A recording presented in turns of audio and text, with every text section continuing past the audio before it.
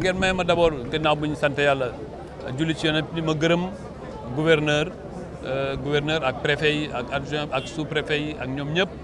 mais aussi maire yu nekk ci Thiès yëpp jiital ci maire de la ville mais aussi ñi nga xam ni ay député lañu ñi ay ministre lañu te ñoom ñëpp ñu suqeekoo ci gox bi ñoom ñëpp ñu mobiliser wu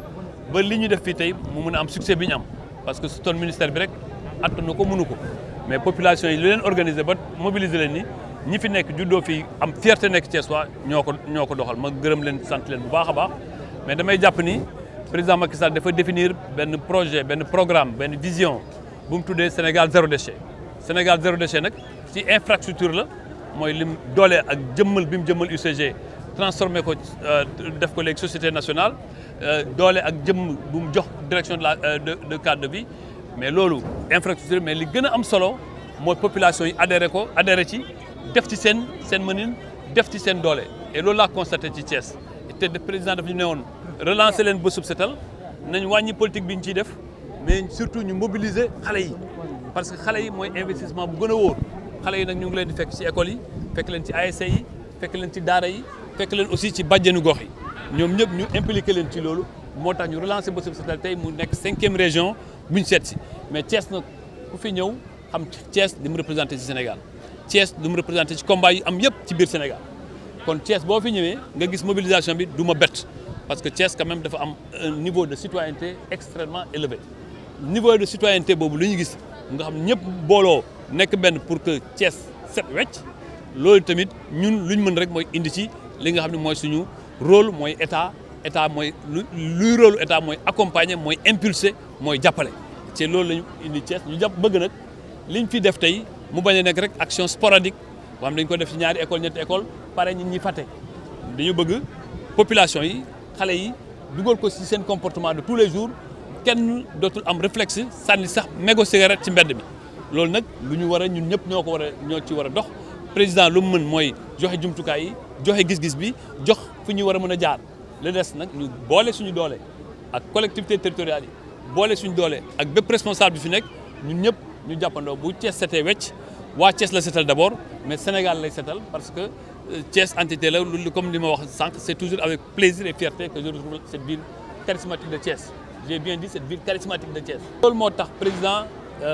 maa ngi wax ci contrôle Yankhoba Diattara ak Pape Amadou Ndiaye président moo initié ci boppam loi buy créer SONAGED te li mu bëgg mooy SONAGED régler problème mu moyen yu UCG di am waxuma sax UCG ma collectivité territoriale ñu am jafe-jafe pour prendre en charge cette compétence transférée président mu ne nañ boole suñuy doole collectivité territoriale yi gouvernement bi mais aussi partenaires techniques et financiers ñun ñëpp ñu boole suñu doole créer société bu nga xam ñun ñoo koy doxalandoo ensemble ba mu mën a jur di nga xam ne moyen mais aussi mu mën a jur ay emploi pour xale yi ñu professionnaliser secteur bi jox emploi xale yi mais aussi industrialiser déchets yi parce que déchet nekkatul lu nga xam ne dañu koy yenu rek sànni ci mbedd bi déchet dafay nekk luy jur koom-koom